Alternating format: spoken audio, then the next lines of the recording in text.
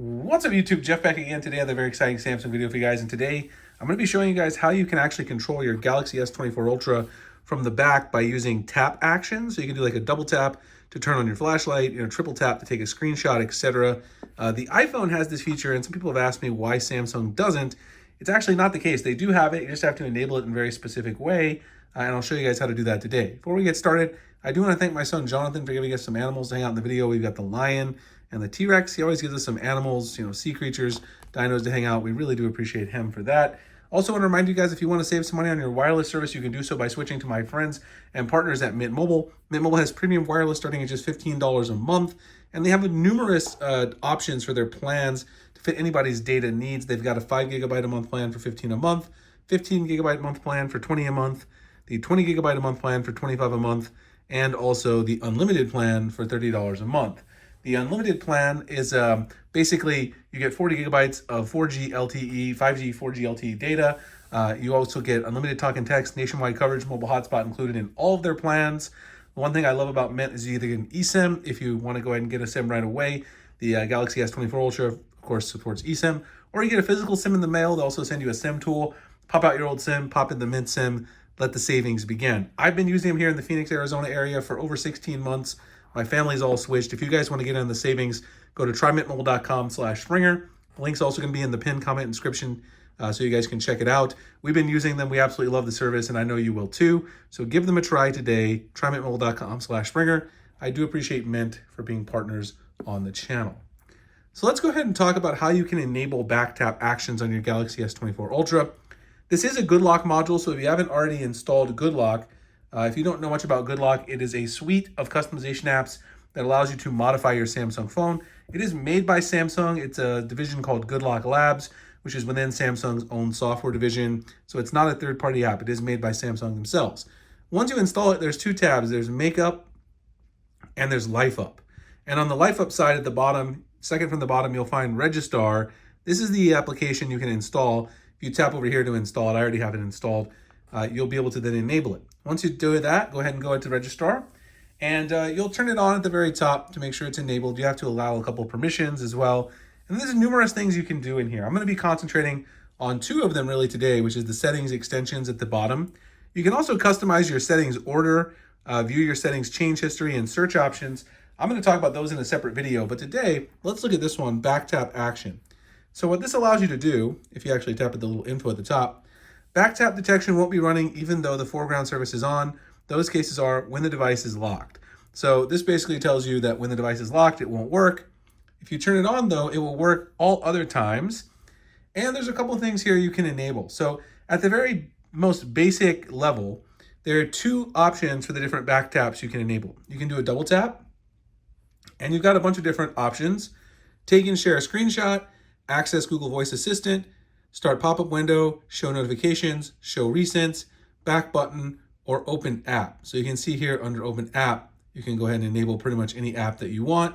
And there's various settings within each of those. So like if you look here, you can see like Chrome or eBay. You can see you go search, watch list, saved. So this is actually something new they added to Registar for those of you who are, longer Registar users who watch the channel for a while.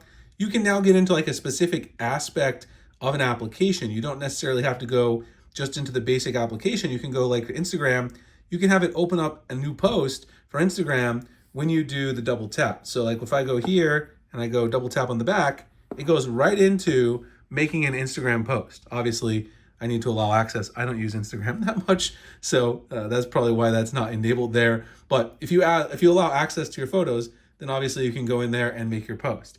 And then you have the access to the triple tap as well. And for that, for instance, you could do something like access your Google Voice Assistant. So if I go back here and I do 3, you do have to be, there you go, right there is Google Voice Assistant. It does take a second to get used to it, but it is really convenient if you use a feature like Google Voice Assistant, fairly often. It is something that I think can be helpful. Now, the ones that I usually use is take screenshot and access your Google Voice Assistant. Those are the two that I use the most.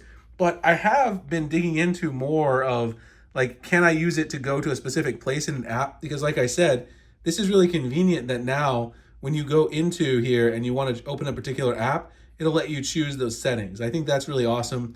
That's something that wasn't there in the original version of Registar. So lots of cool stuff you can do there. Show notifications as well. You can choose what works for you. Now there's a couple of other options in here as well that make this a little bit easier to use. One of them is the sensitivity. And I have a couple of suggestions on this. So you can go low, medium, and high sensitivity. If you have a case on, I highly recommend you leave the top one on.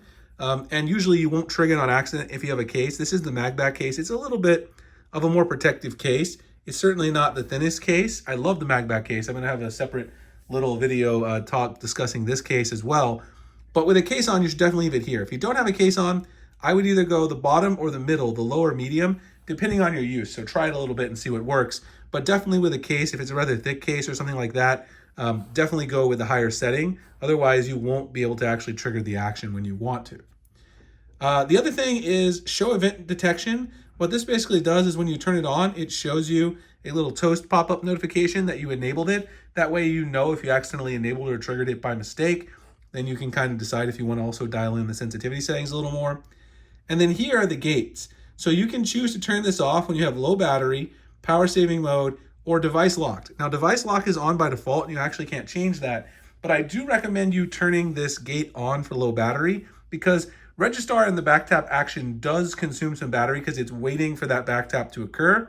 And if you want, if you get below 15%, you don't want something draining your battery unnecessarily. So I usually have this turned off when I get below there. I usually don't get below 15% too often on my phone, but it is something to take note of.